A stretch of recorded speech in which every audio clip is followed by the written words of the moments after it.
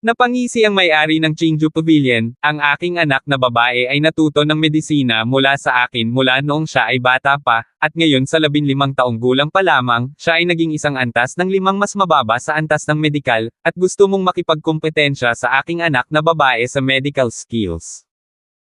Huwag mong insultuhan ang anak ko. Raul, ganoon ba talaga kahirap para sa iyo na sumuko? I swear I won't let anyone hurt my daughter, gusto mong mapalapit sa anak ko, wag mong isipin tungkol doon. Sinabi ni Lance, Creator, tila kahit anong paliwanag ko, iniisip mo na pumunta ako rito na may layuning mapalapit sa iyong anak. Hindi ba? Galit na sinabi ng lolo ni Raul, Pavilion Master, hindi ka ba medyo walang utang na loob? Senyor, pasensya na. Tungkol ito sa anak ko? Kahit patayin mo ako, ganoon pa rin ako, at the worst, hindi ko bubuksan itong medikal na museo. Matatag na sabi ng may-ari ng Chingju Pavilion. Sinabi ni Lance, Pavilion Master, muli kong sasabihin sa iyo, hindi ko talaga sinaktan ang iyong anak, at hayaan mo akong makipagkompetensya sa kanya sa isang medikal na laban, kung matalo ako ay aalis ako kaagad. Hindi na kailangan. Phew! Huminga ng malalim si Lance. Itinaas ng lolo ni Raul ang kanyang palad at sinabing, Bastard, tatarin kita hanggang mamatay, paano mo ito gagawin sa apo ko? Si Lance ay abala sa pagpigil sa kanya, Lolo, huwag mo siyang galawin, dahil iyon ang kaso, hindi ko siya pipilitin, marahil ito ay tadhana, pinipigilan ako ng tadhana na mapabuti ang aking mga kasanayan sa medikal ng napakadali. Tumalikod si Lance at lumakad palayo, hindi sinisi ni Lance ang may-ari ng museo, hindi sana naging maayos ang mga bagay. Nag-iisip pa nga si Lance na magpakamatay sa ngayon. Pagkatapos magpakamatay at bumalik sa World Village, pagkatapos ay muling pumasok sa Memory Stone, iba na naman ang kanyang pagkakakilanlan. Talagang naisipan ni Lance na magpakamatay. Gayunpaman, hindi ito magagawa ni Lance, dahil sa kanyang paniniwala, ang pagpapakamatay ay ang pinakaduwag na bagay na dapat gawin, paano magagawa ni Lance ang ganoong bagay. Sa oras na ito, Raul, huwag kang mag-alala, hindi lang siya sa mundo ang marunong magpagaling, hahanapin ka ni Lolo ng mas makapangyarihang manggagamot, napakaraming manggagamot, marami pang mas makapangyarihan kaysa sa kanya. Ay hindi po Lolo, seryoso po ba kayo? Kailan ka pa nagsinungaling ni Lolo? Pero saan mo malalaman? At, ilang araw ang aabutin? Huwag kang mag-alala, hahanapan ka ni Lolo ng isang manggagamot na mas magaling sa kanya sa loob ng 3 araw. Salamat, Lolo. Tuwang-tuwa si Lance. Ang dilim ng Lance, akala ko magpapakamatay na ako at papasok ulit sa lugar na ito, pero hindi ko inaasahan na mahahanap pa siya ng matandang ito ng mas makapangyarihang manggagamot. Lolo, hindi pa huli ang lahat, hanapin natin ito para sa akin ngayon. Nag-aalalang sabi ni Lance. Ipaubaya mo na lang sa iyong lingkod ang ganitong bagay, ngayon ay umuwi ka sa akin, gagawa ako ng personal na liham at pagkatapos ay ipadala sa aking lingkod ang aking sulat upang imbitahan si Grandmaster Guandong. Si Master Guandong ay isang manggagamot sa ika-8 antas, at ang kanyang mga medikal na kasanayan ay higit na makapangyarihan kaysa sa Chingju Pavilion Master na ito. Ma'am, salamat Lolo. Tuwang-tuwa si Lance, mahusay, napakahusay. Muling nabangga ni Lance si Miss Blue Pearl habang naglalakad siya palabas ng Chingju Pavilion, hindi man lang siya nilingan ni Lance. Nagpout din si Lance dahil sinabi ng may-ari ng pavilion na gusto niyang mapalapit sa kanyang anak, kaya hindi man lang tumingin si Lance kay Blue Pearl. Paulit-ulit na nakita ng asul na perlas na iyon na hindi siya pinapansin ni Lance at lalo siyang naguluhan. Lumapit si Lucy sa kanyang ama at sinabing, Ama, kakaibang nagbago si Raul. Paano kakaiba? Noong una siyang dumating sa Chingju Pavilion, hinawakan niya ako kaagad pagpasok niya. Mukha, pero hindi pa rin niya ako nilingan nung kalis niya lang. Sabi ng may-ari ng museo, sinadya niyang magpanggap, kunwari ay wala siyang pakialam sa iyo, kung tutuusin ay lagi kanyang iniisip sa puso niya. Hindi, Ama, hindi makapagsisinungaling ang mga mata, hindi ko nakikita ang mga mata ni Raul na parang nagpapanggap lang siya. Sabi ni Lucy. Walang sinabi ang pavilion master, sumingot lang siya, hindi siya naniniwala na hindi nagpepeke si Raul. Sinabi ni Lucy, Ama, may isa pa akong hindi nasabi sa iyo, nagpunta ako sa kalye kaninang umaga at narinig ko ang ilang kapitbahay na nagsabi na si Raul ay talagang gumawa ng mabuting gawa kahapon. Bumalik si Lance sa pamilya Sang. Agad na sumulat ng sulat ang kanyang lolo at agad itong ipinahatid. Sa susunod na 3 araw, kailangan lang ni Lance na tahimik na maghintay para sa pagdating ng 16 na gradong manggagamot na iyon. Shinju Pavilion Master, ngayon hindi na ako nagmamakaawa sa iyo, isa lang itong magandang anak na babae, para bang tatamaan siya ng lahat, nakakasakit talaga ako. Sabi ni Lance sa loob-loob, pero syempre, galit din na nagsasalita si Lance. Kung tutuusin, napakahiyang ma-reject. Makalipas ang 3 araw, dumating ang isang matandang lalaki sa pamilya Song. Raul, lumapit ka at magbigay ng respeto kay Senior Guangdong, siya ang Master Guangdong na sinabi ko sa iyo, isang manggagamot sa ika-8 antas, noong bata pa siya, napakalapit niya sa akin, minsan ako ay isang secret agent. Sa Great Interior, at siya ang Imperial Doctor. Si Lance ay abalang humakbang at nagbigay galang, Senior Guangdong, si Junior ay nagbibigay galang kay Senior Guangdong. Hahaha, Raul, hindi na kailangang maging magalang, sabik kang matuto ng sining ng medisina. Oo, hindi ko itatago kay senior. Kasalukuyang nasa 5th level na ang medical skill level ng senior, kaya lang, nakaramdam ako ng bottleneck, kahit anong mangyari, hindi ko na alam kung paano ko itataas ulit, umaasa pa rin ako. Gagabayan ako ni senior. Wow! No way! Nagulat si Senior Guangdong. Little Sang, napakabata mo para maging isang manggagamot sa ika-5 antas, ikaw ay talagang isang henyo. Nako, maling pinuri ni Senior. Agad na sinabi ni Senior Guangdong, hindi, napakagaling mo, kailangan kitang kunin bilang aking disipulo.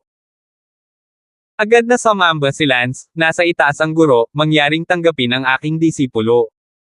Hahaha. Tumawa ng malakas si Senior Guangdong. Sa pamamagitan nito, sinamba ni Lance si Senior Guangdong bilang kanyang Panginoon at sinimulan ang kanyang paglalakbay upang matuto ng medisina. Dahil ang lolo ni Raul ay kaibigan ni Senior Guangdong, at ang talento ni Lance ay mataas at tinanggap siya bilang isang disipulo, kaya walang pag-aalinlangan si Senior Guangdong tungkol kay Lance, hindi lang ito pabor sa lolo ni Raul, siya mismo. Nais ng isang tao na magmana ng iyong mantle. Sa isang kisap mata, 20 araw ang lumipas. Sa likod bahay ng pamilya Song, ang lugar ay ginawang botika. Hahaha, hahaha. Biglang isang malakas na tawa ang nagmula sa dispensaryo. 12th grade healer ngayon, naabot ko na sa wakas ang 12th grade healer. Tuwang-tuwang sabi ni Lance. Ang antas ng pagpapagaling ni Lance ay tumaas ng husto sa nakalipas na 20 araw, si Lance ay nag-aral ng buong puso at walang anumang distractions, at ginagabayan ng isang 16 na baitang healing master, ang 16 na baitang healing master na ito ay nagturo din ng walang reserbasyon. Kaya lang, naramdaman ni Lance na itong Guangdong Senior, ang kanyang mga kakayahan sa pagpapagaling ay bahagyang mas mababa sa tiyuhin ni Lance, at hindi alam kung gaano kababa. Tila mas malakas pa rin ang tiyuhin ng guro ni Lance sa mundong iyon. Raul, isa ka talagang henyo sa medisina, 20 araw na lang at ang antas ng iyong medikal na kasanayan ay umabot na sa itaas na ika-6 na antas, Tursk, isipin na halos 40 taong gulang ako nang makarating ako sa antas na ito.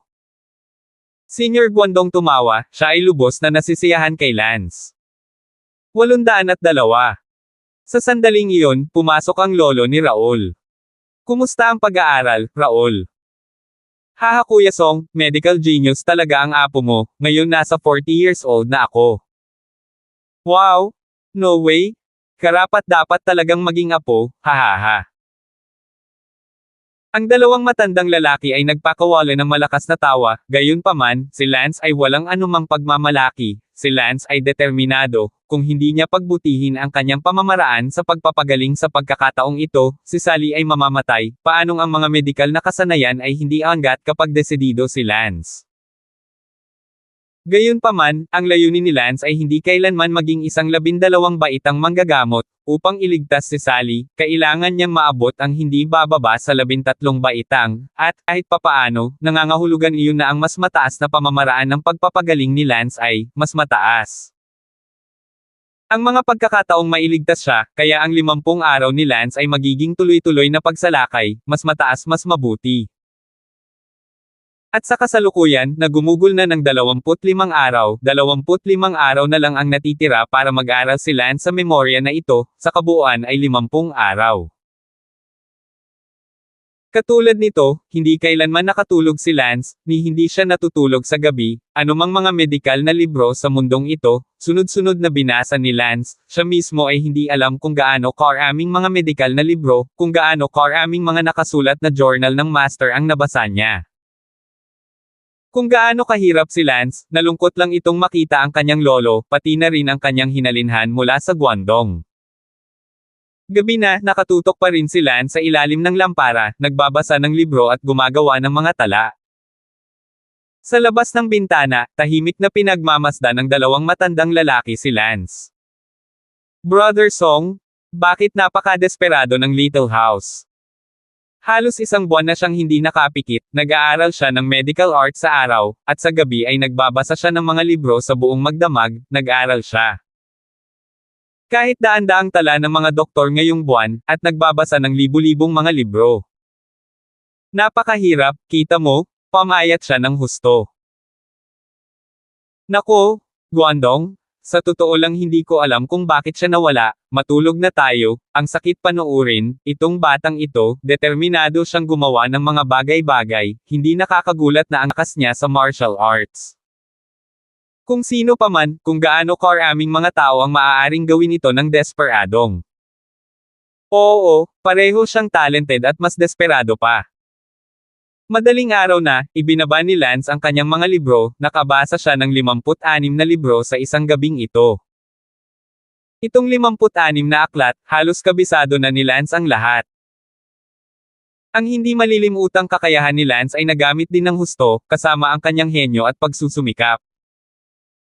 May layunin si Lance sa kanyang puso, dapat niyang iligtas si Sally, dapat, magtagumpay lamang siya, hindi mabaigo, kaya kahit napagod siya, lalaban si Lance. Ang 56 na librong medikal na nabasa niya kagabi, hindi lahat ng mga iyon ay master, mayroon ding ilan na isinulat ng mga taong mas mababa ang kasanayan sa medisina kaysa sa kanya. Gayunpaman, pag-aaralan ni Lance ang lahat upang matipon niya ang pinakamahusay sa 100 paaralan ng pag-iisip, upang umunlad siya ng may higit na pangunawa. Ngayon, lahat ng mga medikal na libro na maaaring ilabas sa buong Kangoo City ay nailabas na. Wala nang librong mababasa si Lance ngayon. Raul, magpahinga ka na at mag-almusal. Pumasok ang lola ni Raul at sinabing, Lola, itong libu-libong medikal na libro at mga sulat ay nabasa na lahat, kuhain mo pa ako, the more the better. Sabi ni Lance. Raul, bakit kailangan mong magsumikap? Sa totoo lang, lahat ng librong medikal na makikita sa buong Kangoo City ngayon ay natagpuan na para sa iyo. Sinabi ni Lance, hindi, may isang lugar pa rin na hindi ko pa napupuntahan. Saan?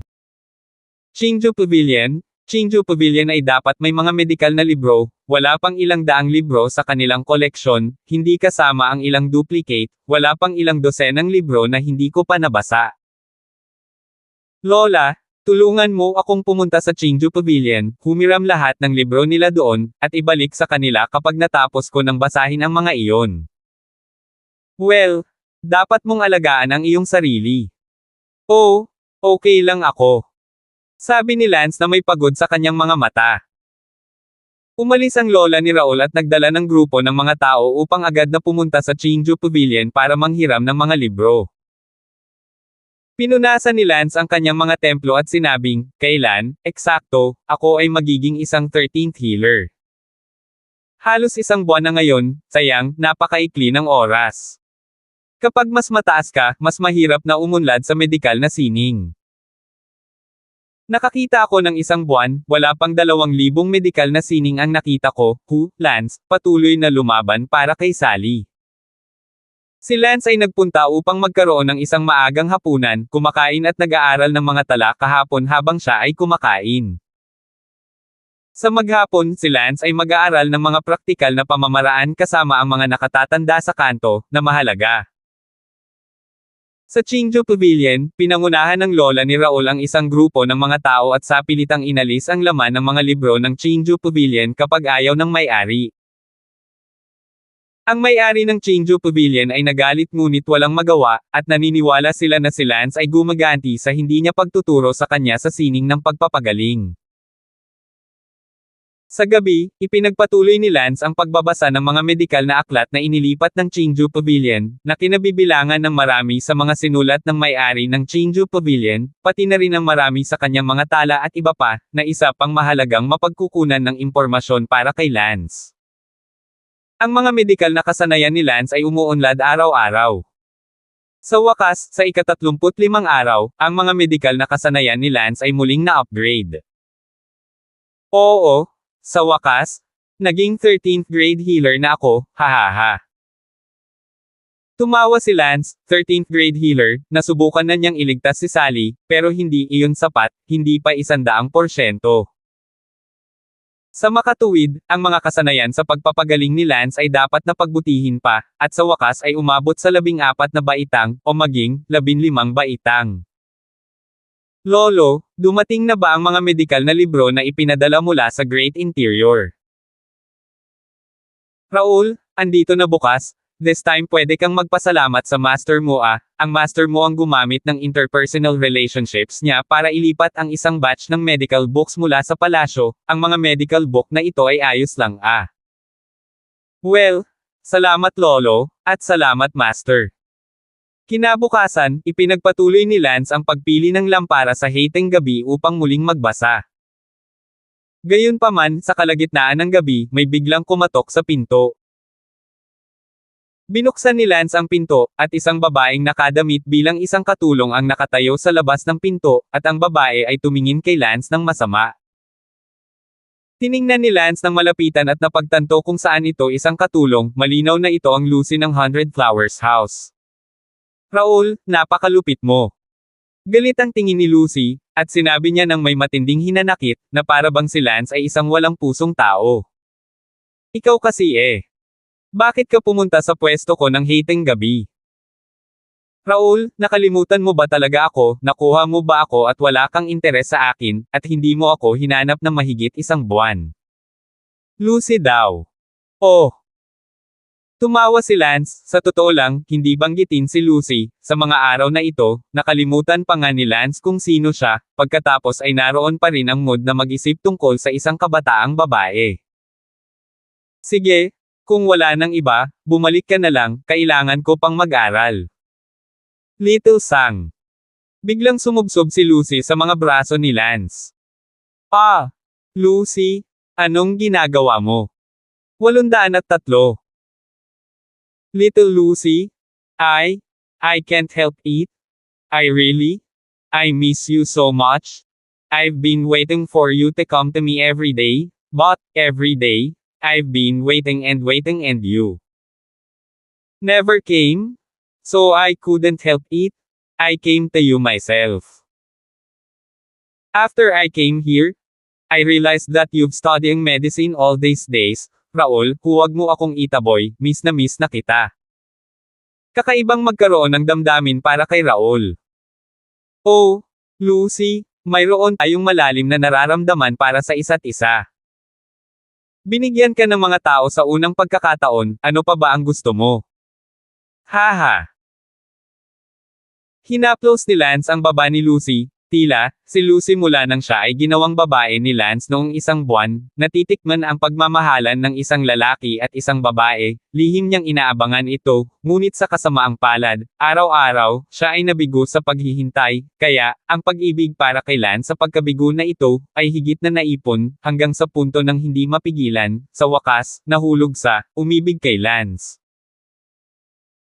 Dahil may isang kagandahang ipinadala sa kanyang pintuan, ayaw ni Lance na maging isang tagapag-alaga o isang mapagkunwari, at direktang hinayla si Lucy papasok sa silid, pagkatapos nito ang sensasyon, ay hindi na kailangang isa-isahin.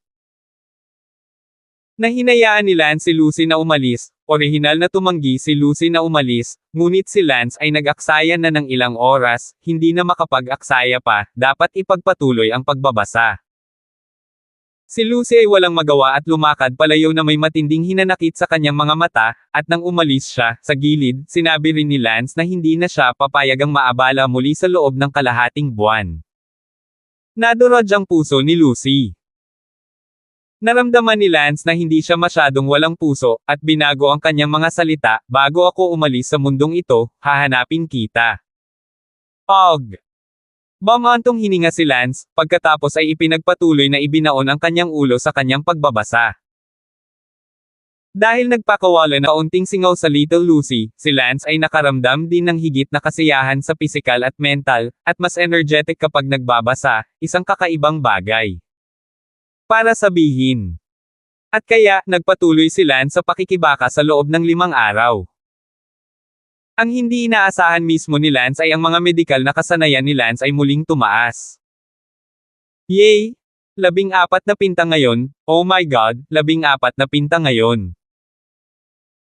Si Lance ay natakot, sa halos 40 araw, kung bibilangin mo ang oras na nasayang, iyon ay 45 araw, si Lance ay umalis mula sa pagiging isang 10 gradong manggagamot, sa isang 14 na baitang manggagamot.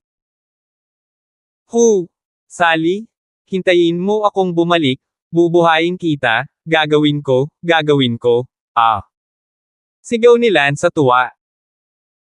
Nabasa ni Lance ang napakaraming medikal na libro, daan-daan at libu-libong mga master's insight, ang akumulasyon na ito ay maiisip.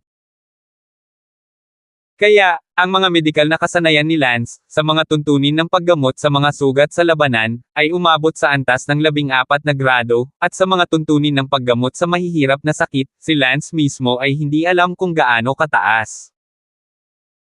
Bukod dito, idinisenyo na ni Lance ang kompletong plano para sa pagpapagamot kay Sally, kaya hanggat hinihintay niya itong bumalik, maaari niyang simulan ang paggamot kay Sally. Sa sandaling ito, hindi masabi ni Lance kung gaano siya kasabik. Ang lahat ng ito ay nangyari nang basahin ni Lance ang mga sinulat ng isang master na nagngangalang Mayong. Ang medikal na pag-iisip ni Lance ay medyo katulad ng tiyuhin ni Lance sa kanyang nakaraang buhay, na nagbigay kay Lance ng napakalaking tulong sa pag-alala sa mga medikal na kasanayan ng kanyang tiyuhin. Marahil, naghinala pa si Lance na ang kanyang tiyuhin sa mundong iyon, ay maaaring nagmana ng medisina sa paaralang ito ng Mayong. Marami ring iba't ibang paaralan ng medisina, iba't ibang mga mana, at iba't ibang pilosopiya. Ibinaba ni Lance ang libro. Ako ay 100% sigurado na may iligtas ko si Sally, at ngayon, ang aking mga kasanayan sa medikal ay halos nasa isang bagong bottleneck, at ito ay magiging napakahirap na sumulong muli, hindi sa loob ng ilang araw. Itong alaala. Si Stone, na may 50 araw, sa isang kisap mata, 45 araw na ako, 5 araw na lang ang natitira, nitong huling 5 araw, gusto kong magpahinga at magsaya. Lumabas si Lance. Ang batika sa likod bahay. Tumayo si Lance sa kalye, ang kanyang katawan at isipan ay hindi kailanman naging ganoon kasaya, kalmado at komportable. Sa sandaling iyon, natuklasan ni Lance na nagbago ang kanyang kaharian. Kailan ako nakalusot sa Unity Realm? Oh my god! Ang martial arts bottleneck na matagal nang bumabagabag sa akin, sa wakas ay nakalusot na ako, nakapasok na ako sa mga unang yugto ng Unity Realm. Tuwang-tuwa si Lance. Isang dobleng kagalakan, hindi lamang may pag-asa na mailigtas si Sally, kahit na ang kaharian ay kahit papaano ay nasira. Alam mo, ganap na nakalimutan ni Lance ang tungkol sa martial arts sa mga araw na ito, at ibinuhos ang kanyang puso sa medisina. Oo, napakagandang bagay, dapat tayong magdiwang, at pagkatapos, madaling umalis sa Kangoo City. Lumakad si Lance habang nakababad sa araw, ang direksyon na kanyang tinatahak ay ang 100 Flowers House, walang alinlangang hahanapin ni Lance. Lucy, ano kaya ang mas maganda kaysa magdiwang sa isang babae? Tulong, nahimatay ang tatay ko. Noon lang, narinig ni Lance na may sumisigaw sa harap niya. Sa sandaling ito, nagkataon na namamasyal din si Blue Pearl Girl sa parehong lugar. Nang marinig ni Blue Pearl Girl na may nahimatay, agad siyang tumakbo. Huwag mag-alala, ako ay isang manggagamot mula sa Chingju Pavilion, titingnan ko. Agad na sinuri ni Miss Blue Pearl ang lalaking nahimatay, ngunit pagkatapos suriin ito ng ilang sandali, wala siyang matukoy. Namula si Miss Blue Pearl, ako, hindi ko ma-diagnose ito, kailangan kong dalhin ito pabalik sa Chingju Pavilion at ipapunta ang tatay ko, o iparating ang mas advanced na manggagamot. Gayunpaman, ilang block pa rin ang layo nito mula sa Chingju Pavilion. At hindi ako sigurado kung darating ang pasyente sa oras, at may mangyayari sa kalagitnaan ng araw. Napaiyak ang pamilya ng pasyente, wow, bakit nangyayari ito? Ma'am, don't worry, dadalhin na natin ang pasyente sa greenhouse. Sa sandaling iyon, isang boses ang lumabas, sa oras na dalhin mo siya sa Chingju Pavilion, ang pasyente ay patay na. Tumingin si Blue Pearl sa lugar kung saan nanggaling ang boses at nakitang si Raul iyon, at ngumuso. Lumakad si Lance at sinabing, umalis dito ang mga walang ginagawa. Sino ang tinatawag mong idle person? Ikaw ang tinutukoy ko, dahil wala kang kakayahang magligtas ng pasyente, hindi ka dapat maging hadlang dito. Acting as if kaya mong iligtas ang buhay. Hindi nag-abala si Lance na palakasin ang asul na bid na babae, iniabot ang kanyang kamay at ilang beses na minamasahe ang utak ng pasyente. Ubo-ubo. Sa sandaling iyon, nagising ang pasyente. Nagulat si Blue Pearl, wala pa siyang alam, ano nga ba ang sakit, at kung paano ito iniligtas ni Lance. Ang pamilya ng pasyente ay nagpasalamat kay Lance ng 1,000 beses at yumuko sa kanya, at sinabi na ang mga medikal na kasanayan ni Lance ay kamangha-mangha, kahit na ang mga manggagamot sa Chingju Pavilion ay hindi maihambing. Hindi na kailangang magpasalamat, ayos na ngayon at hindi na mauulit. Pagkasabi niyon, lumayo si Lance at tumungo sa 100 Flowers House.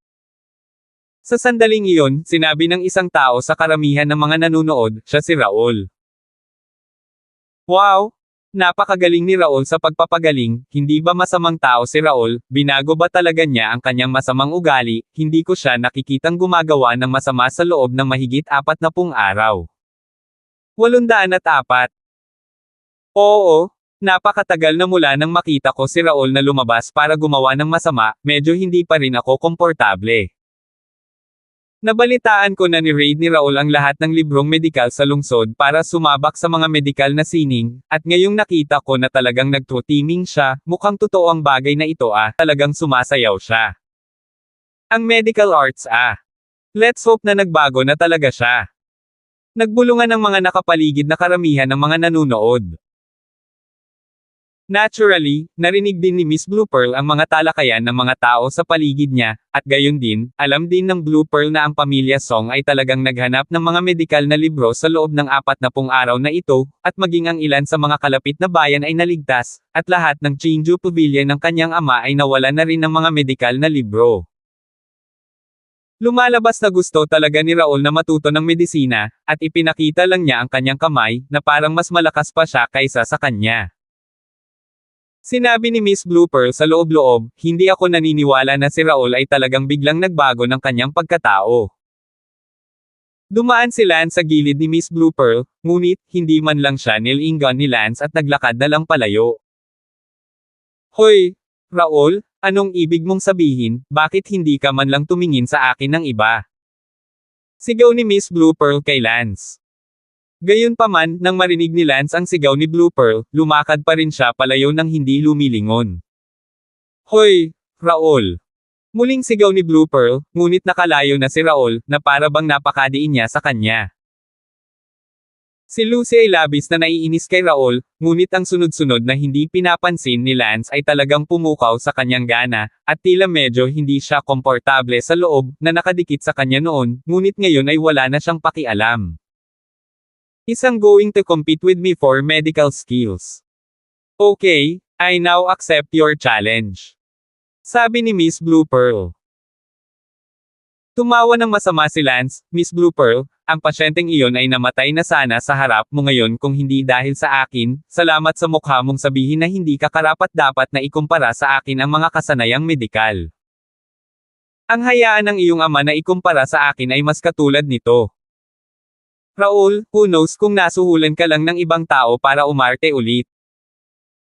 Sabi ni Lucy, sa katunayan, nagdududa siya na si Lance ang nagbayad sa kanya ng pera para sadyang gumanap sa harap niya.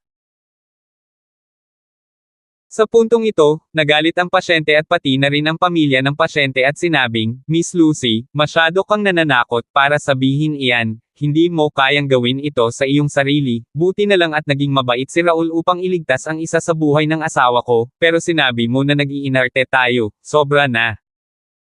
Ang pamilya ko ay maaaring magpatotoo para kay Raul sa bagay na ito.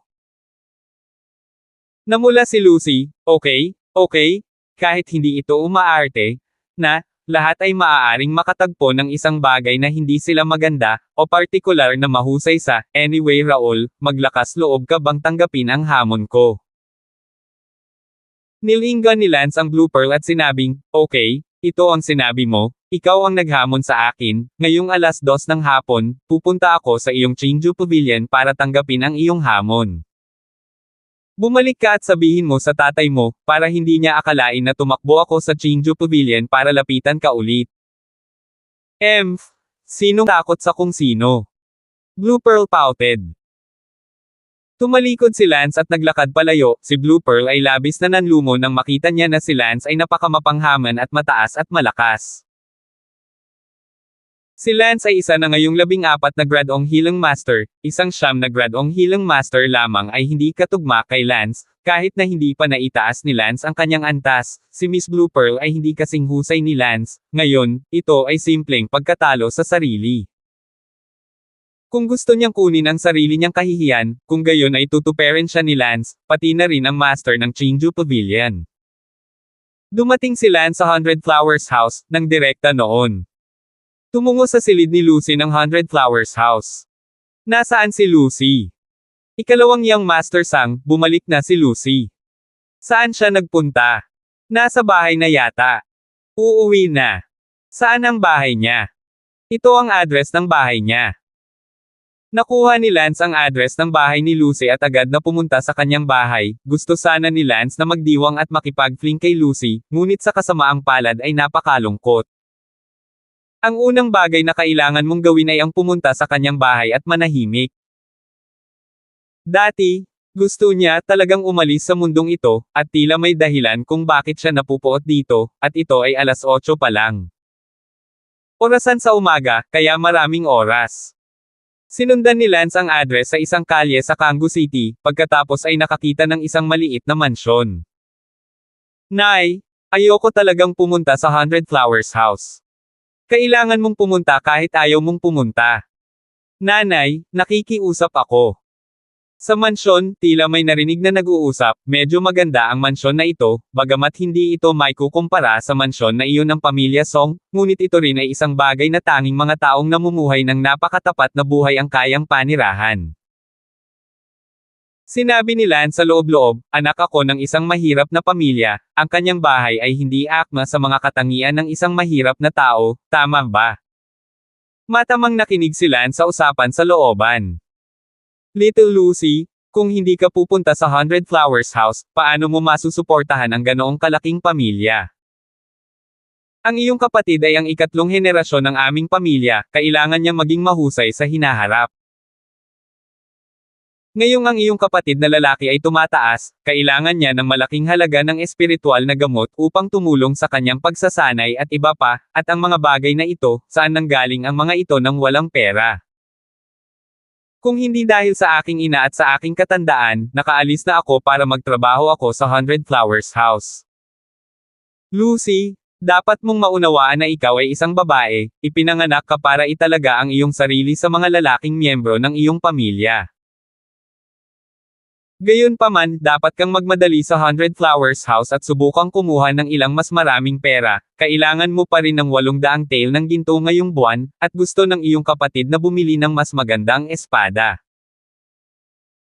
Si Lucy ay mukhang haggard, siya ay walang iba kundi isang kasangkapan para sa kanyang pamilya upang kumita ng pera. Ang kanyang pamilya ay pinapaboran ang mga lalaki kaysa sa mga babae. Ang mga babae ay tila walang makabuluhang pag-iral. Kung ito ay hindi posible na kumita ng pera para sa pamilya, ito maaaring tuluyang iwanan. Bawat buwan, kailangan niyang mag-uwi ng kahit 1,000 tael ng ginto, hindi tulad ng gintong ito na nahulog mula sa langit, lahat ito ay mula sa kanyang pagpapanggap bilang isang dalaga sa 100 Flowers House at using enchantment to trick her. Gayunpaman, pagod na siya, ayoko na talagang mamuhay ng ganito, gusto niya talagang makahanap ng soulmate at tumakas kasama niya, magkaroon ng sariling pagmamahal, at pamilya, imbes na dedicating herself to this family. Okay naman ang mesmerism niya, pero ang mahihina lang ang nagawa nito, at gustong-gusto niyang makahanap ng master na pauunlarin sa lugar na ito, pero hindi niya magawa, kailangan niya maging parang dugong baka. Patuloy na nagbibigay ng dugo sa pamilya. Gusto niyang umalis sa lugar na ito at mamuhay ng sarili niyang buhay. Sa ilang kadahilusan, sa oras na ito, naisip niya si Raul. Nang tumangala si Lucy, talagang nakita niya si Raul na nakatayo sa kanyang harapan, ngumiti si Lucy ng mapait at umiling, na in love ba talaga siya kay Raul? Napakalabo ng mata. Ngunit pagkatapos ay nagsalita si Song, kaya ba gusto mong umalis sa mundong ito? Nabigo ka ba sa pamilya? Ah, ikaw. Napagtanto ni Lucy na hindi ang kanyang mga mata ang malabo, kundi ang totoong Raul. Raul, ikaw? Bakit ka nagpakita rito? Nagulat si Lucy. 805. Pumunta ako sa 100 Flowers House para hanapin ka, sabi ng bugaw wala ka, kaya pumunta ako sa bahay mo para hanapin ka. Oh, then go to the 100 Flowers House. Parang alam niya na hahanapin siya ni Raul para maibulalas. Don't get me wrong, hindi ako nagpunta para hanapin ka para magbulalas. Halika, marami na akong nakitang mga lalaki, hindi ka maglalabas sa akin, nakatingin ka ba sa akin? Ano ang tingin mo sa akin? Ang pangalawang young master ng pamilya Song, ano ang tingin mo sa akin maliban na lang kapag nagpapakawala ka? Noong nakaraan ay naging tanga ako na pumunta sa iyong bahay upang hanapin ka, ngunit pagkatapos na ipadala ka sa iyong pintuan at hayaan kang magbulalas, diretso mo akong pinaalis ng walang awa at binalaan ako na huwag kang abalahin muli. Lucy, mali talaga ang pagkakaintindi ko, kung ganoon akong tao, bakit ako pupunta sa bahay mo para hanapin ka? Cut it out? Do you dare to swear na pumunta ka sa 100 Flowers House ngayon, gusto mo talaga akong makita? No thoughts of venting with me. Walang masabi si Lance, oo, naisipan niyang pumunta sa 100 Flowers House ng madaling araw para magdiwang, natural na hindi niya maiwasan ang ano. Sige, hindi kita sinisisi, it's my whims. Sabi ni Lance, narinig ko lang ang usapan ninyo ng nanay mo. Nako, gusto mong maawa ka sa akin. Hahanapin ko ang nanay mo. Lumabas ka sa negosyo ng pamilya ko. Gayunpaman, pumasok na si Lance sa loob, at hindi mabunot ni Little Lucy si Lance palabas. Nang makita ng ina ni Lucy si Lance, una siyang natigilan, pagkatapos ay abala siyang tumawag, second young master Song. Natural na kilala rin ng ina ni Little Lucy si Raul, hindi maraming tao ang hindi makakakilala sa kasumpa-sumpa na si Raul, at kahit na hindi nila kilala, narinig nila ang pangalan. Ikaw ang nanay ni Lucy. Oo, hindi ko alam kung para saan pumunta ang second young master Song sa bahay ko. Nandito ako para humingi ng hustisya para kay Lucy, para saan mo kinukuha si Lucy, isang tool para kumita ng pera. Naisip mo na ba na mayroon din siyang hinaharap, at hahabulin niya ang kanyang kinabukasan sa halip na gugulin ang kanyang buhay sa isang berdeng bahay upang mapanatili ang iyong maluho na pamilya? Tumawa ang ina ni Lucy, second young master Song, medyo nakikialam ka, di ba? Ano? Naiinis ka pa rin. Ikalawang young master Song, sa pagitan mo at ni Little Lucy, ito ay isang relasyon lamang sa pagitan ng isang puti at isang babae, kung talagang malapit ka sa Little Lucy, pagkatapos ay mabuti, kumuha ng ilang 10,000 tael ng ginto at tabyusan. Ang katawan ni Little Lucy. Bang! Sinampal siya ni Lance. Nanay. Abala si Little Lucy sa paglundag sa kanya, tutal nanay niya naman iyon, hindi niya madadala ang galit ng kanyang ina. Raul, anong ginagawa mo? Sa sandaling iyon, ang ina ni Lucy ay agad na naglunsad ng isang nakabibighani na pag-atake kay Lance, ngunit ito ay lumabas na alam din niya kung paano ma-mesmerize, at ang antas ay medyo mas mataas kaysa kay Lucy. Hinahanap ang kamatayan. Agad na nag-counter-attack si Lance. Biglang tumalon-talon ang ina ni Little Lucy na parang tanga. Ina, ano ang nangyayari sa iyo, Raul? Kailangan mong palayain ang aking ina. Inabot ng ilang minuto bago dinasarmahan ni Lance ang lullaby attack. Umalis si Lance. Ang ina ni Lucy ay nakaupo sa lupa sa takot at sinabing, hindi ba, siya ay isang panloob na antas ng basura. Bakit ganoon? Ina, hindi basura si Raul, lahat ay itinago niya. Umalis si Lance sa bahay ni Lucy at hindi nagtagal, hinabol siya ni Lucy. Salamat, Raul. Salamat sa ano? Salamat sa pakikipaglaban mo sa akin, pero ito ang buhay ko, wala akong dahilan para sisihin ang pamilya ko, kung gusto mo talaga akong tulungan, alisin mo ako sa mundong ito, kung wala na ako sa mundong ito, pagkatapos ay maaari kong palayain ang lahat ng ito ng mapayapa. Tumingin si Lucy kay Lance nang may pananabik, hindi pa siya sumusuko. Little Lucy, pag-uusapan natin ito mamaya. Mabuti. Maaari lang siyang suyuan ni Lance ng ganito, gayunpaman, tatapusin ni Lance ang Memory Stone na ito sa loob ng ilang araw, at ang buong Memory Stone world ay biglang maglalaho tulad ng isang ilaw na namamatay, at kapag ito ay bumalik, ang buong Memory Stone ay mawawala. Magsimulang muli, at hindi na maalala ni Lucy ang anumang Lance. Hindi dahil hindi tumulong si Lance, ngunit imposible lang. Kung gayon, pumunta tayo ngayon sa 100 Flowers House. Naisip ni Lucy na iisipin ni Lance na kunin siya, kaya siya ay 100 beses na mas nagmamalasakit kay Lance, namumula ng nahihiya, hindi na kailangang sabihin kung ano ang kanyang ginagawa sa pamamagitan ng pagkuha ng inisyatiba na pumunta sa 100 Flowers House. Hindi ako pupunta ngayon, baka sabihin mong hinahanap kita para lang magbulalas ulit. Umiling si Lance. Nagbibiro lang ang mga tao la, count me in for venting Teo. Huwag kang pumunta. Ano bang problema mo, sabi ko ibilang mo ako para mahanap ka para ilabas mo, galit ka pa. Gusto mo talagang mag-vent sa akin. Well. Bakit? Namula si Lucy, nahihiya ka, huwag ka nang magtanong. Kung ganoon ay huwag kang pumunta.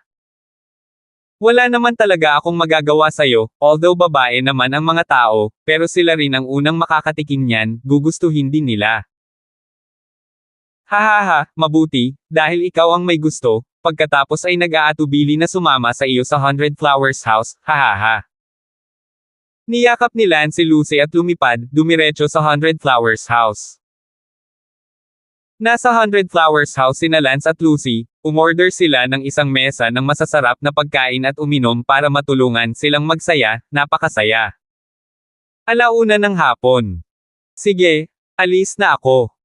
Saan? Sa Chingju Pavilion, ipinangako ko kay Miss Blue Pearl na hahamunin niya ako sa pagpapagaling. Sasamahan kita. Good. Tumango si Lance. Dumating si Lance sa Chingju Pavilion gaya ng ipinangako. Nakapaghanda na ang Chingju Pavilion, at nang dumating si Lance sa Chingju Pavilion, hinihintay na ni Miss Blue Pearl si Lance. Raul, dumating ka talaga. Miss Blue Pearl? Ikaw ang naghamon sa akin, hindi ako ang naghamon sa iyo, wala na akong pakialam na hamanin ka, ngunit dahil sa sobrang pagkatalo mo sa sarili mo, tutuperin kita. Sabi ni Lance, nakatingin sa kanya. Sa gilid sa tahimik na Chingju Pavilion Master. Muling sinabi ni Lance, Pavilion Master, dapat sinabi sa iyo ng iyong anak na babae, huwag mong isipin na muli akong pupunta sa iyong medical hall para mapalapit sa iyong anak. Bumantong hininga ang Chingju Pavilion Master, Raul, ipakita mo ang iyong tunay na kakayahan bago ka magsalita ng walang kaparerekon. Inihanda ko na ang mga pasyente, 4 na pasyente sa kabuuan, silang 4 ay may mga pinsala sa ilalim ng grade 5, paano mo planong ikumpara? Sinabi ni Lance Damon, at paano mo planong ihambing? Kung ikukumpara sa oras ng paggamot, ang pahinga sa oras ng paggamot ay nanalo. Okay, then may tig-2 pasyente, babae si Miss Blue Pearl, hahayaan ko muna siyang pumili. Sinabi ni Blue Pearl, hindi na kailangang pumili, ang 4 na pasyente na ito ay may eksaktong parehong mga pinsala, sadyang hinayaan ng aking ama ang isang likas na eksperto na lumaban upang maging patas. So very good. Naniniwala rin si Lance na ang isang inosente gaya ng Chinju Pavilion Master ay tiyak na hindi mandaya. Lance at Blue Pearl, tig-2 pasyente. Ngayon ay ikinukumpara nila ang paggamot ng mga sugat sa labanan, hindi ang aspeto ng komplikasyon. Pagkatapos ng lahat, ang aspeto ng komplikasyon ay talagang hindi maaaring pumili ng eksaktong parehong kondisyon at hindi maaaring maging patas. Simulan. Sa isang utos, sabay na nagsimulang paggamot si Lance at ang babaeng Blue Pearl. 806. Sabay-sabay na inilabas ni Lance ang mga pilak na karayom sa kanyang kaliwa at kanang mga kamay, at sabay-sabay pa itong ginamo. Ang pagkilos ni Lance ay agad na ikinagulat ni Miss Blue Pearl at maging ang may-ari ng museo. Tinatreto ang 2 pasyente ng sabay gamit ang kaliwa't kanang kamay.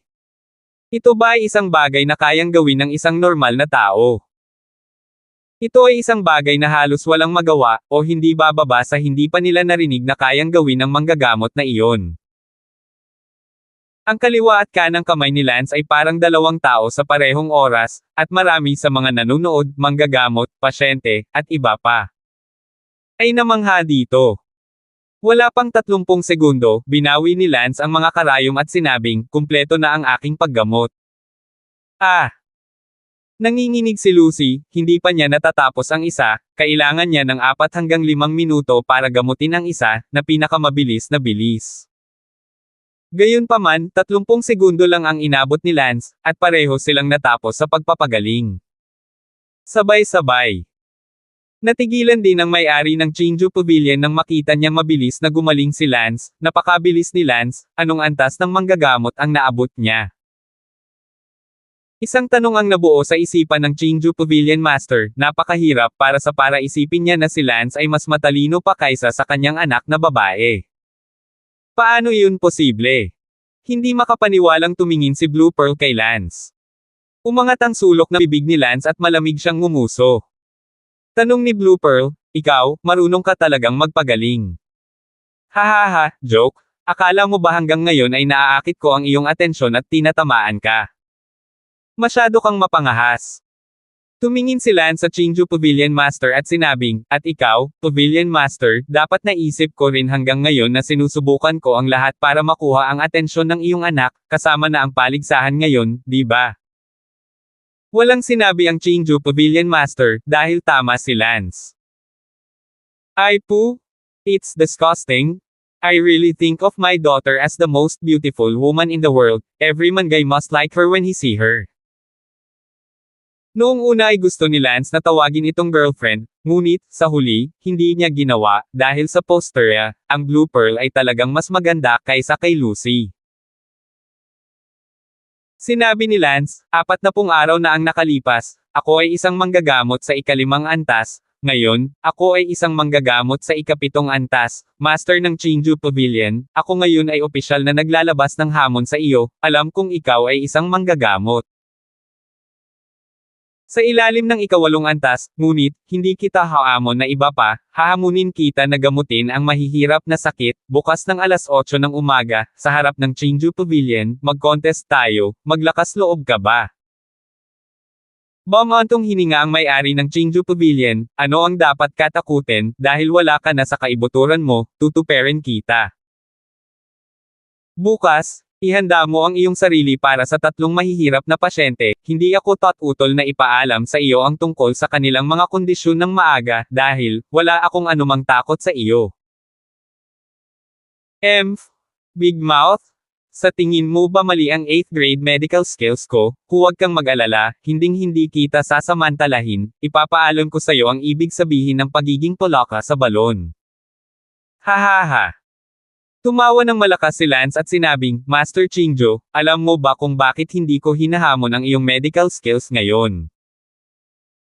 Una, Dahil kailangan ko pa ng oras para maghanap ng mga pasyente, at pangalawa, dahil may iba pa akong hamon para sa iyo. Ngayon, Pavilion Master, nakikita ko na hindi rin mahina ang iyong talento sa martial arts, hindi ka pa masyadong matanda, nasa 50s ka pa lang, pero ang iyong martial arts realm ay nasa tuktok ng early Unity realm, kaya malakas din ang iyong talento sa martial arts. Ako, si Raul, ay mas malakas sa martial arts kumpara sa medical arts. Pavilion Master, I dare you to fight me now. Ridiculous, with you. Tama ka. Ang galing ko sa martial arts ay perpekto. Lahat ay hindi mas mahina kaysa sa medisina. Raul, hinahanap mo ba ang kamatayan? Inilabas ni Lance ang momentum sa kanyang katawan, ngunit syempre, pinakawalan ni Lance ang momentum sa kanyang kaluluwa. Pagkatapos ng lahat, ang katawan ay hindi sa kanya, at kailangan niyang gumawa ng problema upang palabasin ito upang mapawi ang presyon ng kaharian, o kung hindi, makikita siya ng iba bilang isang panloob na uri. Unity Realm. Nang maramdaman ang kaharian ni Lance, nagulat ang may-ari ng museo.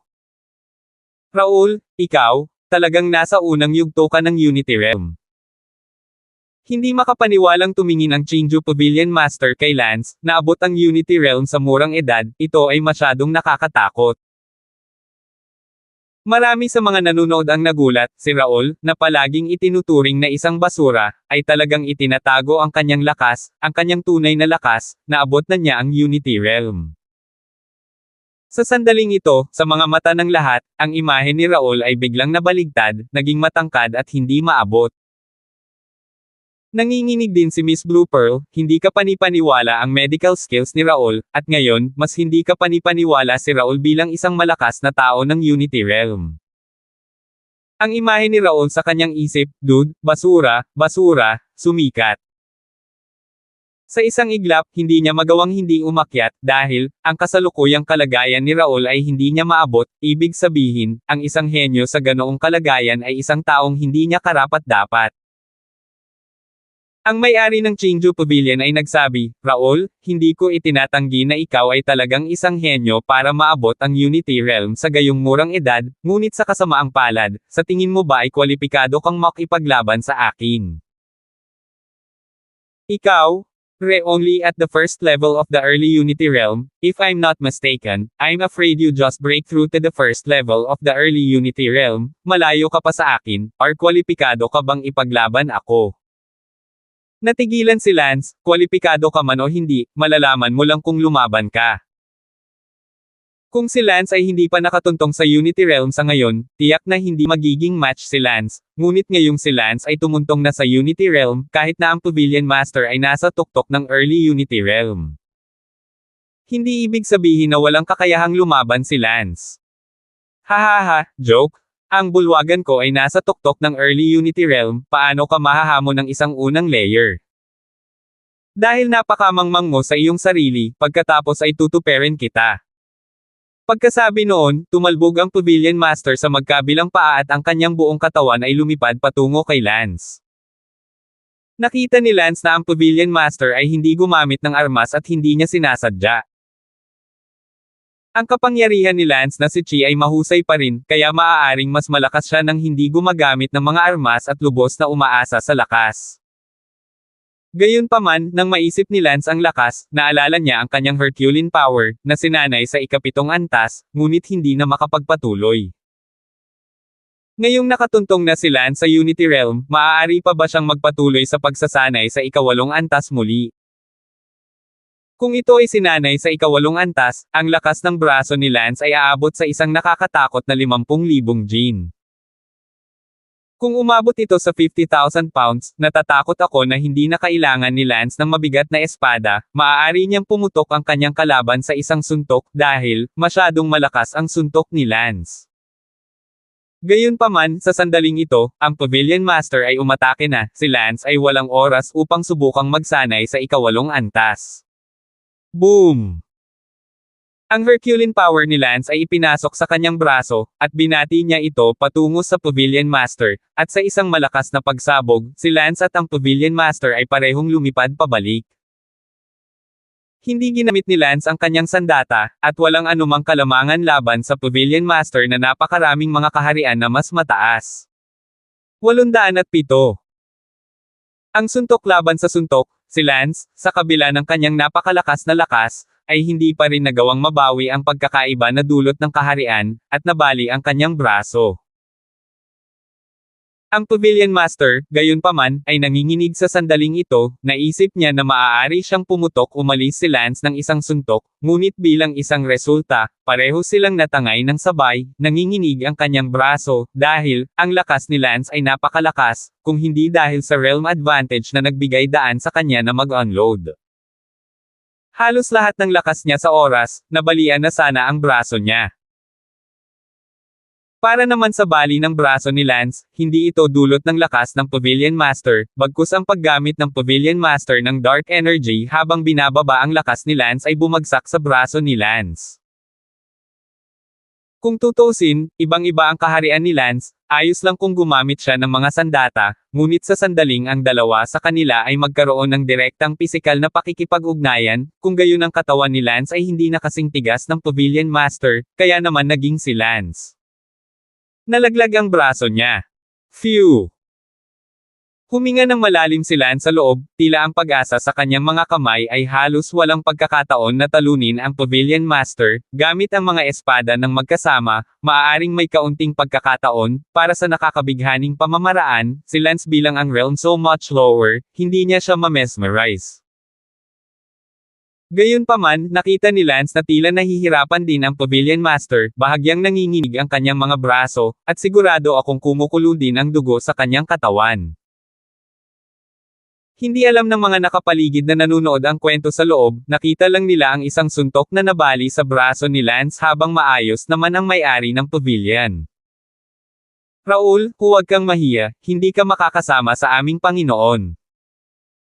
Ha ha ha ha. Naglakas loob pang hamanin ang amo ko, facepalm mo. Ang ilan sa mga alagad ng Pavilion Master ay nanunuya, ngunit pagkatapos ay sumigaw ang Pavilion Master, tumahimik kayong lahat. Noon lamang nataranta at tumahimik ang iilang disipulong iyon. Nakita ng Pavilion Master ang sarili niya mga disipulo na kinukutya si Lance sa pamamagitan ng pagsasalita, at siya mismo ay namula dahil, siya lang ang nakakaalam kung gaano siya kinilig na si Lance, bilang isang taong mas bata sa kanya at mas mababa sa kanyang kaharian, ay nakayang lumaban sa kanya ng ganito, at kinutya pa ng mga disipulong iyon si Lance, napakamangmang na ang Pavilion Master mismo ay namula. Sa sandaling ito, ipinikit ni Lance ang kanyang mga mata. Oo.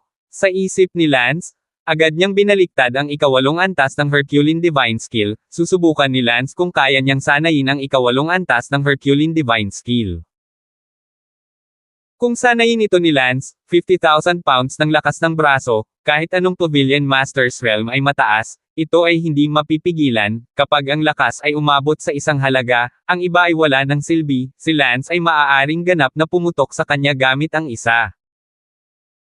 Suntok, talagang, 50,000 pounds ng isang suntok, hindi ako naniniwala kung sino ang maglakas loob na lumapit at hayaan siyang subukan. Nakita ito ni Lance sa kanyang isipan, pagkatapos na tumuntong sa Unity Realm, naiintindihan niya ang ikawalong antas ng Herculean Divine Skill. Haha, kaya ako naman to, at hindi dapat magtagal. Gayunpaman, ngayong nasa kalagitnaan na siya ng pakikipaglaban sa Pavilion Master, hindi masabi ni Lance na siya ay huminto sandali, kaya kinailangan niyang mag-antala ng ilang minuto, at tiwala si Lance na siya ay magagawang magsanay sa ikawalong antas ng Herculean Divine Skill sa loob ng 3 minuto. Dalawa ang isip ni Lance habang nagsasanay ng kanyang Herculean Divine Kung Fu at sinabing, Pavilion Master, talagang karapat-dapat sa isang henyo, nang hindi gumagamit ng anumang armas, isang mahigpit na suntok ang nagpabali sa aking mga buto. Bumantong hininga ang Pavilion Master at sinabing, Raul, wala kang kapantay sa akin, bagamat inaamin ko, isa ka talagang henyo, ngayon, mawala ka. Hahaha, Pavilion Master, masyado pang maaga para sabihin na hindi mo ako kalaban. Ano? Gusto mo pa ba akong awayin? Paano mo ako lalabanan kung bali ang braso mo?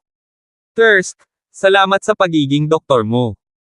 Ang aking mga kasanayan sa medikal, ang isang bali ng distrito ay wala. Kahit na makarecover ka agad mula sa isang bali, hindi nito binabago ang estado ng pinsala. Sa palagay mo, maaari ka pa ring mag-exert ng 100% na lakas sa isang napinsalang braso. Para sa ilang kadahilusan, ang Pavilion Master ay medyo maingat kay Lance, na para bang ayaw niyang ipagpatuloy ang pakikipaglaban kay Lance. Alam ng Diyos kung mayroon pang taktika sa pananaksak si Lance. Ang mga henyo na tulad ni Lance ay kadalasang nagtataglay ng napakaraming pandaraya. Hahaha, Pavilion Master, ako ang humahamon sa iyo ngayon, at ang tunggalian na ito ay hindi titigil bago ito tuluyang hatiin sa mga nanalo at natalo. At saka, sinubukan ko lang ito at hindi nagpakita ng aking tunay na lakas, at ngayon na ako nasubukan ko na ito, ikaw, ako, si Raul, ay walang takot, maliban kung, hindi mo pa na ipapakita ang iyong buong lakas. Joke! Kamay ko lang ang ginamit ko, hindi ako gumamit ng kahit anong armas, paano ko nailabas ang buong lakas ko, Raul, huwag kang mapangahas. Mabuti yan, ihanda ang iyong mga sandata at ilabas ang iyong pinakamalakas na lakas sa pakikipaglaban. Sabi ni Lance. Sa isip ni Lance, ang ikawalong antas ng kanyang Herculean power ay malapit ng makumplito, at halos 3 o 4 na minutong kalokohan lang ang ginugol niya sa Pavilion Master. Kaagad na inikot ni Lance ang kanyang bagong belang braso, at pagkatapos ay gumugol ng 1 minuto upang tapusin ang pagpapagaling sa kanyang sarili, upang si Lance ay nakabawi sa kanyang sukdulan, at kasabay nito, ang ikawalong layer ng Herculean Divine Kung Fu ni Lance, ay isinagawa din. Naikuyom ni Lance ang kanyang magkabilang kamao, pakiramdam na parang sisubog na ang kanyang mga daliri mag-isa, napakasarap ng pakiramdam na ito. Hahaha. Tumawa si Lance, ang lakas ng isang suntok, ay umabot na sa 50,000 jin, 50,000 jin nakakatakot na numero. Isang tuktok lamang ng unang bahagi ng Unity Realm, hindi naniniwala si Lance na mahaharangan niya ang 50,000 jin na suntok ni Lance. Sa sandaling ito, handa na rin ang Pavilion Master, at may hawak siyang malaking espada, na parang malaking espada ni Guanggang.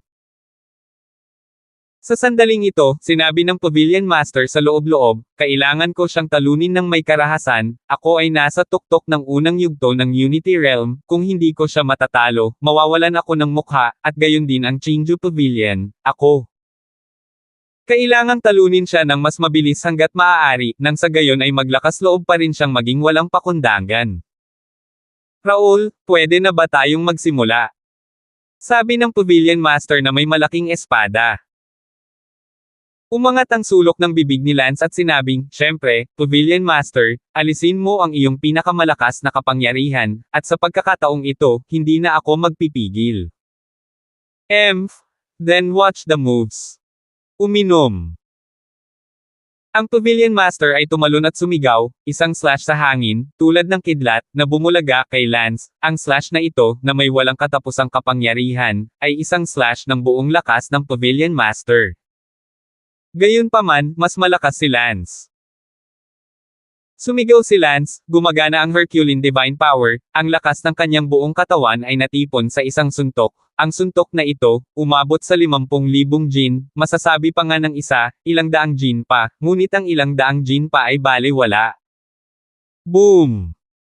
Sa buong view ng publiko, isang talam, isang suntok, ang dalawang yugto ay binomba na magkasama. 50,000 libra ng kapangyarihan, ito ay hindi na isang suntok lamang, ito ay tulad ng isang malaking truck, na humahampas dito sa napakabilis, at lahat ng nakatagpo nito ay durog sa slag. Wow! Ang malaking talim ng Pavilion Master, nang mahawakan nito ang lakas ng suntok ni Lance, nahati ito at nabasag, maging ang hawakan ng talim ay nabasag. Boom!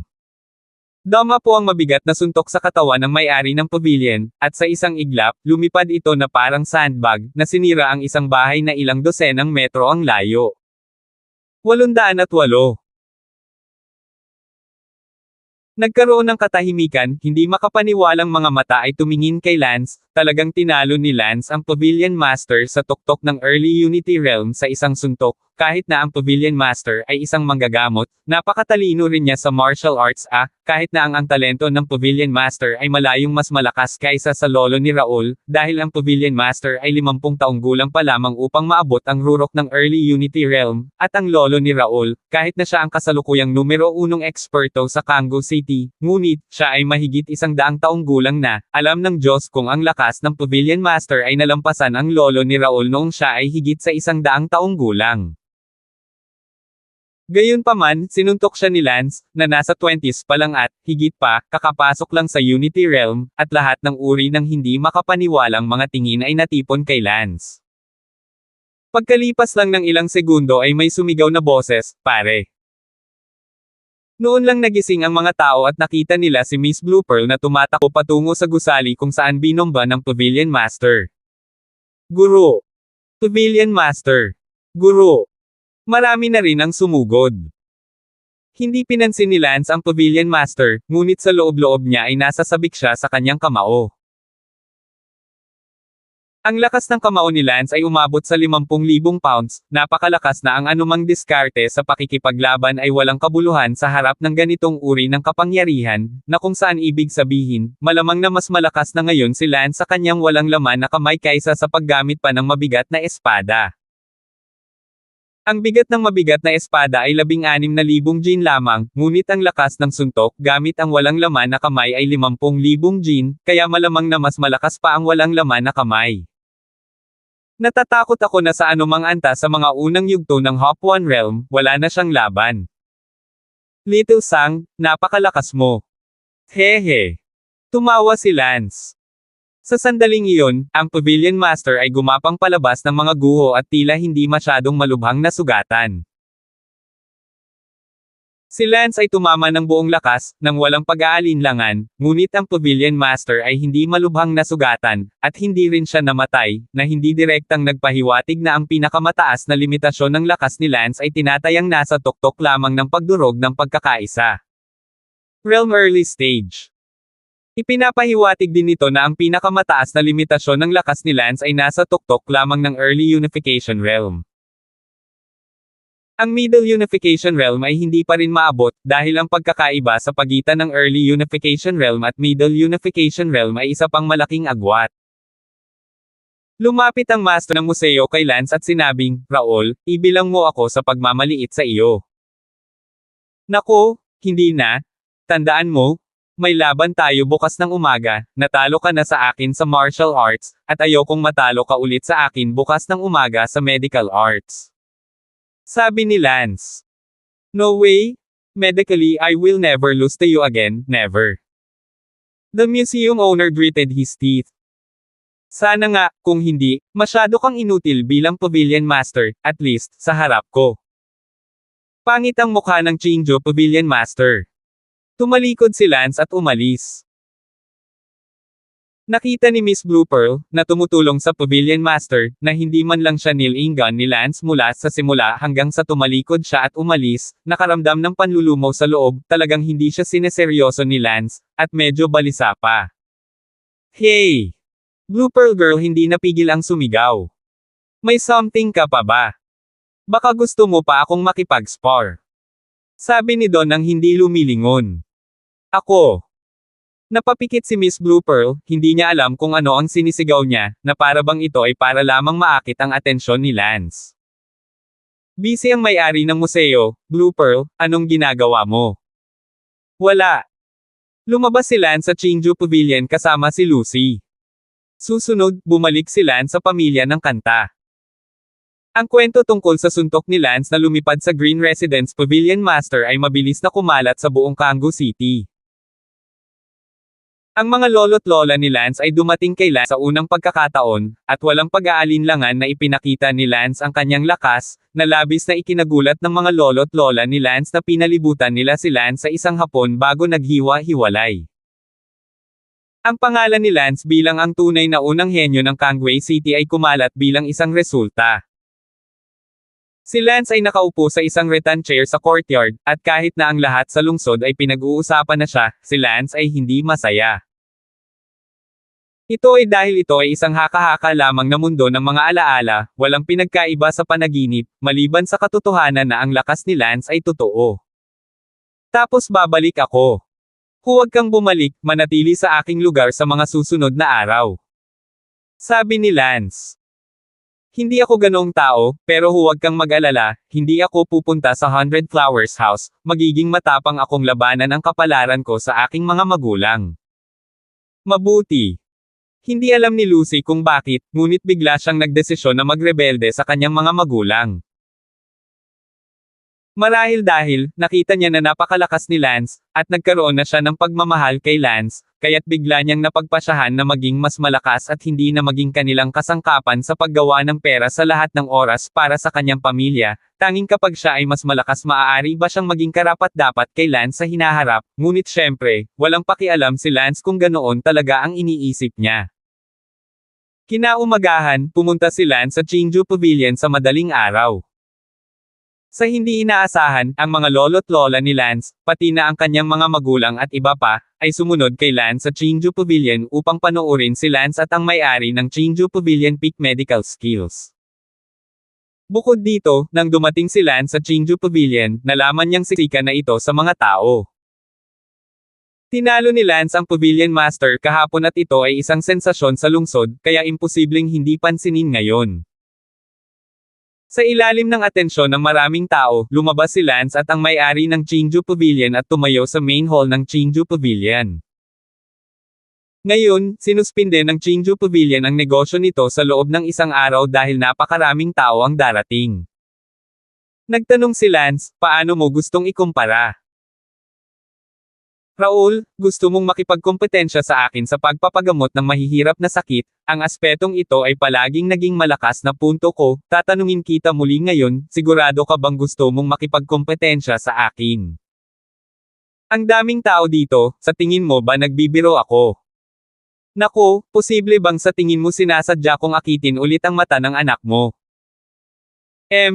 Raul, huwag mong pag-usapan ang anak ko.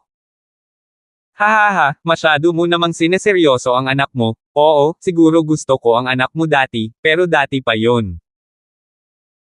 Sa sandaling ito, sa hindi kalayuan, ang puso ni Lucy ay tumalon ng marahas, mayroong isang pakiramdam na hindi maipaliwanag, ang pakiramdam na ito, na para bang nagsisisi siya o ayaw niyang bumalik sa nakaraan, kung alam niya na si Lance ay nagtatago kaya.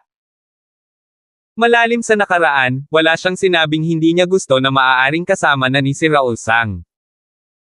Raul, kahit makapangyarihan ka, hindi kita magugustuhan, kalokohan, mahirap na mga pasyente, hiniling ko na sa Blue Pearl na maghanda ng 10, paano mo gusto ikumpara? Huwag kang mag-alala, hindi ko man lang alam mo muna ang tungkol sa 10 taong ito, wala akong pakialam na samantalahin ka.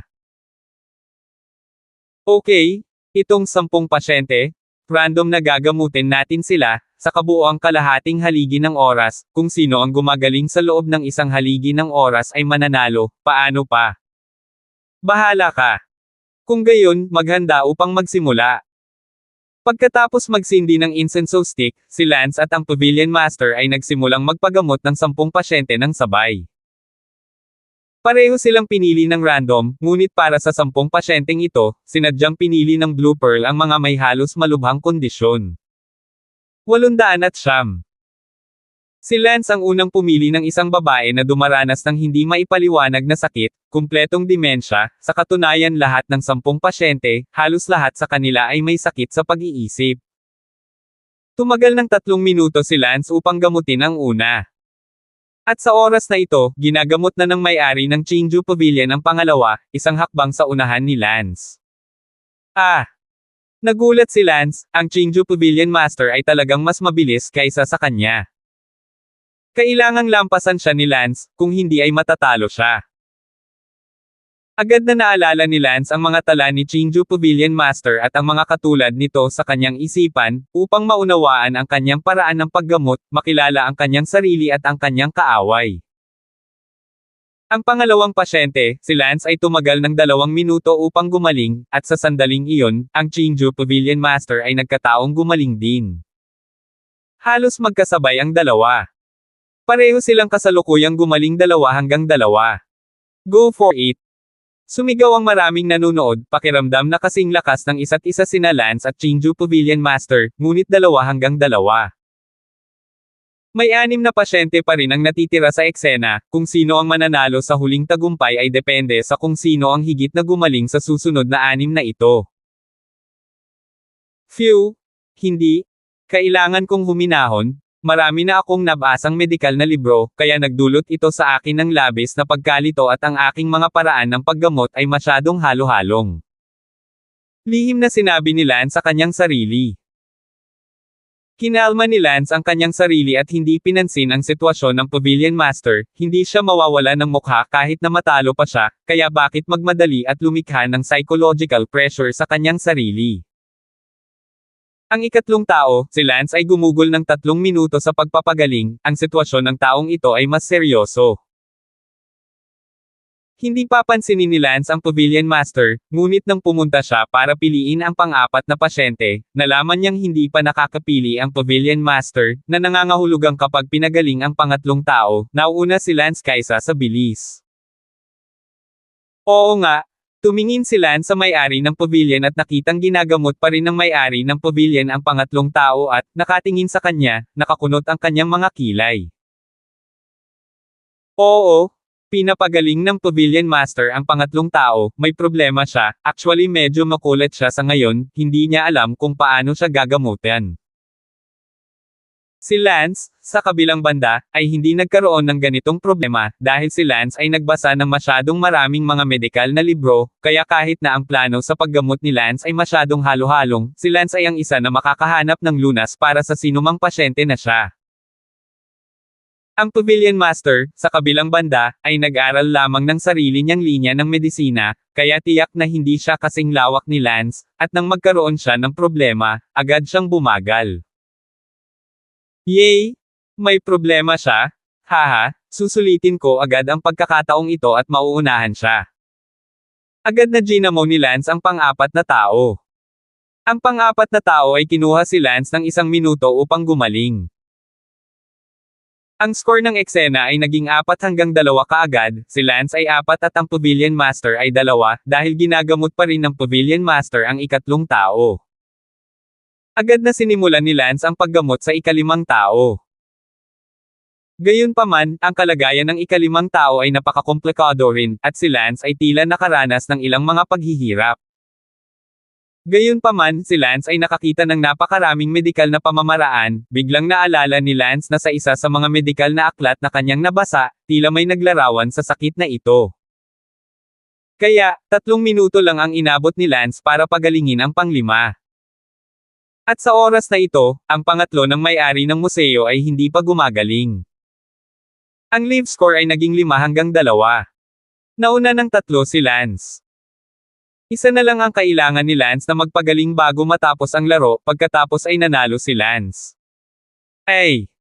Agad na pinagaling ni Lance ang ika-6 na pasyente.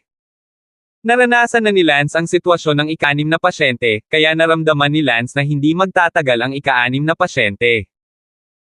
At tila malapit nang matapos ang pagpapagamot ng Pavilion Master sa ikatlong pasyente. 5-3 pa rin ang live score ngayon.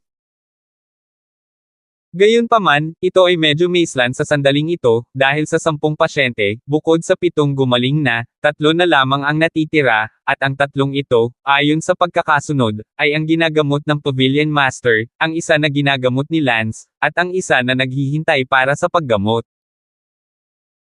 Kaya, kung ang master ng pavilion ay natapos muna sa paggamot, kung gayon ang huli ay tiyak na pipiliin niya upang pumunta, at pagkatapos ay ang huling puntos ay 6-4. Kung natapos muna ni Lance ang kanyang paggamot, ang huling taong pipiliin ni Lance ay 7-3, at ang huling puntos ay 7-3. Ito ay isang malaking pagkakaiba, 6-4 at 7-3, hindi sila sa parehong antas sa isang sulyap. Guro, halika na, isang huling pasyente na lang ang natitira, bilasin mo, kung hindi, ikaw ang pipiliin ni Raul. Sigaw ng mga disipulo ng Chinju Pavilion Master. Malinaw na bumibilis ang Chingju Pavilion Master, ginagamot niya ang pangatlo, sa kasamaang palad ay nagkaroon siya ng mga problema, inabot siya ng 10 minuto, sa 10 minutong iyon, nauna si Lance sa kanya ng ilang minuto ng sabay-sabay.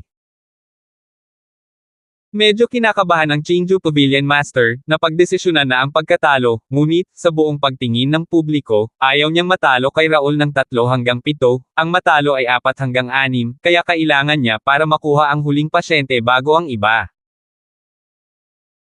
Gayon din, kinakabahan din si Lance, naisip Lance sa kanyang puso, dahil siya ay mananalo, manalo tayo sa mas maluwalhating paraan. 7 hanggang 3, malalaman ng lahat sa isang sulyap na ang lakas ay nalampasan ang Pavilion Master ng malaking margin, 4 hanggang 6, ang antas ay hindi magkaiba. Pareho nilang ginagamot ang isa sa kanilang mga kamay ng mabilis hanggat maaari. Nang ang lahat ay kinabahan, sa wakas, si Lance ang unang nakatapos ng paggamot sa ika-6 na pasyente, at si Lance ay agad na tumalon sa huli, hinaila siya sa kanyang tabi. Sa oras na ito, natapos na rin ng may-ari ng pavilion ang paggamot sa pangatlo, ngunit sa kasamaang palad, ang kanyang pang-4, ngunit wala siyang pagkakataon at pinanood si Lance na ginagamot ang ika-7. Makalipas ang mga 3 minuto, pinagaling ni Lance ang ika-7. Phew! Huminga ng malalim si Lance, at saka tumawa ng malakas. Bago itayo ang isang haligi ng insenso, nanalo si Raul sa laban sa score na 7 hanggang 3. Ang mga kakayahan ni Raul sa pagpapagaling ay nanalo sa laban na ito na higit na nalampasan ang Chingju Pavilion Master. Papa! Maraming tao ang nagpalakpakan at nagsimulang magsaya. Ang Chingju Pavilion Master ay labis na nahihiya sa sandaling ito. Kahapon, sa martial arts, na nasa tuktok ng unang bahagi ng Unity Realm, natalo siya ni Lance, at ngayon, sa medisina, na nasa lower 8th level, natalo siya ni Lance. Tumawa si Lance at hindi nagsalita, tumalikod at naglakad palayo, lahat ng mga nanunood ay nagkalat din kasama si Lance. Hinagtagal, tanging ang master ng Chingju Pavilion na lang ang natira, pati na rin ang mga disipulo niya, at lahat ay nanatiling tahimik. Ang Chingju Pavilion, na kanina lang ay walang katulad na buhay, ay sobrang tahimik sa sandaling ito, tulad ng puso ng master. Parang isang panaginip para kay Lance na umalis mula sa pagmamakaawa sa Pavilion Master para sa medikal na patnubay hanggang sa tuluyang malampasan ang Pavilion Master. Ang katanyagan ni Lance ay muling lumaganap sa Kango City, at tila nakalimutan na ng lahat kung gaano kasama si Raul sa Kango City noong nakaraan, at talagang ipinagmamalaki nila si Raul nang hindi man lang namamalayan. Siyempre, ito ay higit sa lahat dahil si Lance ay nakapagbayad na sa lahat ng mga taong kanyang sinaktan. Sa tanghali, si Lance ay nakahiga sa isang rattan chair, masayang nakababad sa araw. Bagamat ang buong lungsod ay pinag-uusapan pa rin ang tungkol sa labanan ng umaga sa Pavilion Master, si Lance mismo ay nakakalimutan din iyon. 810. Bumulong si Lance. Ang gabi pagkatapos ng bukas ay ang araw na matatapos ang paglalakbay na ito sa Memory Stone, at sa isang iglap, ang buong mundo ay nawala, bumukas muli, at bumalik sa dati nitong estado. Huminga ng malalim si Lance, pakiramdam na paulit-ulit na umuulit ang haka-haka na mundong ito, at kung minsan, napakasama ng pakiramdam nito, ngunit hindi ito lubos na maisip ng mga taong naroon. Sa sandaling ito, pumasok ang isang kasambahay, second young master, may gustong makakita sa iyo. Sino ang gustong makita ako? Si Miss Blue Pearl mula sa Greenhouse Pavilion. Umupo si Lance, Blue Pearl. Medyo nagulat si Lance na ang Blue Pearl na ito ay talagang dumating para hanapin siya, talagang kakaiba, noong una siyang pumasok sa mundong ito, ngunit alam na alam ni Lance kung gaano niya kinasusuklaman si Lance. Siyempre, ipinakita rin nito ang kagandahan ni Lance, pinalitan ni Lance ang kaluluwa ni Raul, at wala pang 50 araw, siya ay kaakit-akit. Papasukin mo siya. Oo, pangalawang young master. Hindi nagtagal, pumasok si Miss Blue Pearl, tumingin si Lance kay Blue Pearl at kailangang aminin na ang 16 na taong gulang na batang babae ay masyadong maganda, mas maganda kaysa kay Lucy. Tiningnan siya ni Lance na para bang siya ay isang sariwa at masarap. Apple, kung si Lance ay mula sa mundong ito, tiyak na hahabulin siya nito. Miss Blue Pearl, hindi ko inaasahan na hahanapin mo ako. Sabi ni Lance na mataas ang tingin at may bahid ng panunuya. Umiyak si Blue Pearl, Raul, baliw ang aking ama, mangyaring iligtas ang aking ama. Ah! Anong ibig mong sabihin? Baliw ba ang librarian? Mula nang mawala siya sa iyo, nagkulong siya sa botika mag-isa at pagsapit ng tanghalian ay nabaliw na siya. Ha! Hindi. Ngumiti si Lance, masyadong mahina ang katatagan. Kung baliw siya, hahanap siya ng manggagamot na magpapagamot sa kanya, hindi ba maraming manggagamot sa iyong Chinju Pavilion? Oo! Lahat ng manggagamot sa Green Residence Pavilion ay walang magawa, hindi nila ito mapagaling, Raul, nakikiusap ako.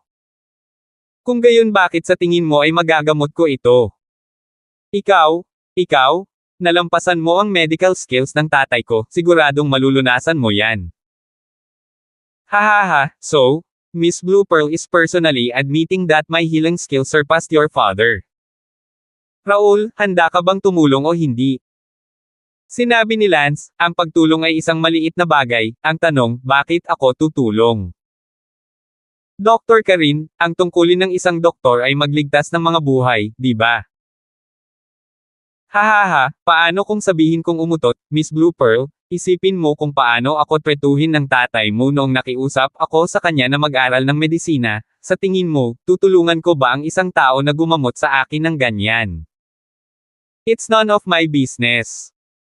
Kung baliw ang iyong ama, siguro iyon ang nakuha niya sa paggawa niyan sa akin noong una. Mukhang walang pakialam si Lance. Raul, ibilang mo ako sa pagmamakaawa mo. Kung kapaki-pakinabang para sa iyo na magmakaawa sa akin, kailangan mo bang magsalita ng napakaraming kalokohan? Oo. So what do you want? Do you want me to give you my life in return? Well, kung mailigtas mo ang tatay ko, then I'll give you my body in return, okay lang ba? Hahaha. Isang malakas na tawa ang pinakawalan ni Lance at sinabi, Miss Blue Pearl, sa tingin mo ba ako, si Raul, ay kulang sa isang babaeng walang nararamdaman para sa akin, kailangan ko ba? Sino bang may sabing walang nararamdaman? Lumabas si Blue Pearl, sinabi iyon para lang pagtanto na parang mali ang sasabihin. Hey! What do you mean there are feelings? Make it clear to me, I don't want to engage in scandal. Ako, si Raul, handa ka bang gumawa ng hakbang upang iligtas ang aking ama o hindi? Kung hindi ka maglinis, wala akong oras para gawin ito. Anong gusto mong sabihin ko, wala akong masabi. Sabi mo lang, sinong nagsabing walang feelings? Ano ang implikasyon niyan? Baka gusto mo ako, Raul. Alam ko kung gaano mo ako kinasusuklaman, pero kung maglakas loob kang dayin ang nararamdaman ko, sisisihin sa pagiging bastos. Lumubog ang mukha ni Lance. Tinadyakan ni Blue Pearl ang kanyang paa sa galit, kinagat ang kanyang labi at sinabing, okay, sabi ko, Raul, gusto kita.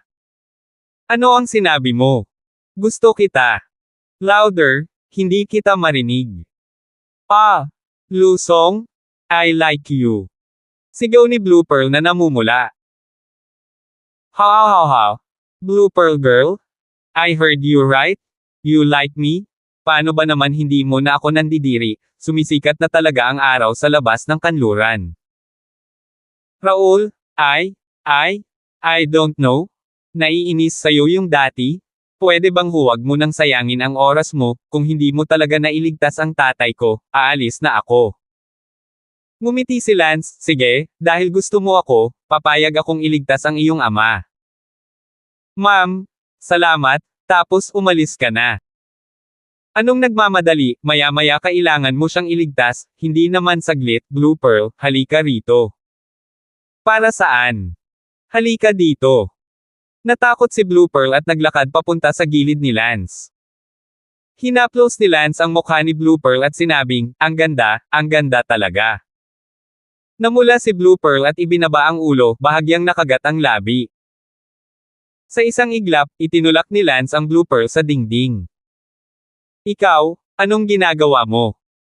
Kung gusto mo ako, ano pa sa tingin mo ang magagawa ko? Ikaw. Hinalikan ito ni Lance ng marahas. Bastos ka. Hindi.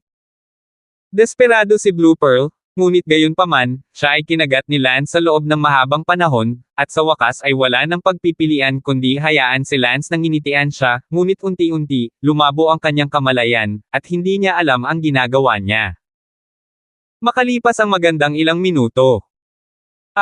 Anong ginagawa ko? Imposible, ako. Natauhan si Blue Pearl at napagtanto na hinahalikan niya si Raul, at ang kanyang buong katawan ay masama. Hahaha, Terena, Blue Pearl girl, iligtas mo ang tatay mo. Damn it. Pinandilatan ni Blue Pearl si Lance.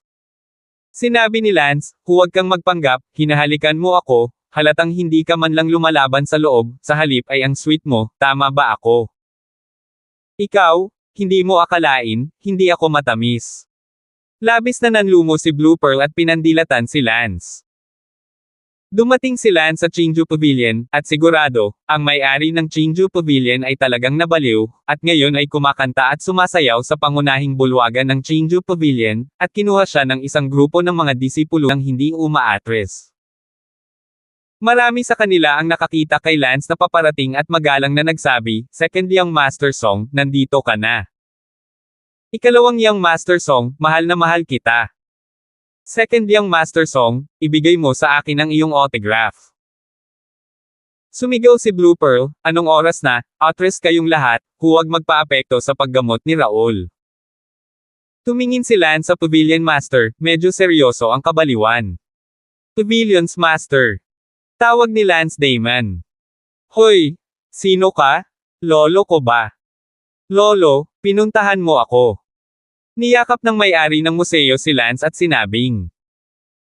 Ngumiti si Lance, napakabalintunan na napakahugot mo noon, ngunit ngayon gusto mong iligtas kita. Halika, Raul, putulin mo na ang kalokohan. Sigaw ni Blue Pearl, nalaman ni Lance na talagang mas matapang si Blue Pearl kay Lance pagkatapos niyang halikan siya. Forget what they doing, keep on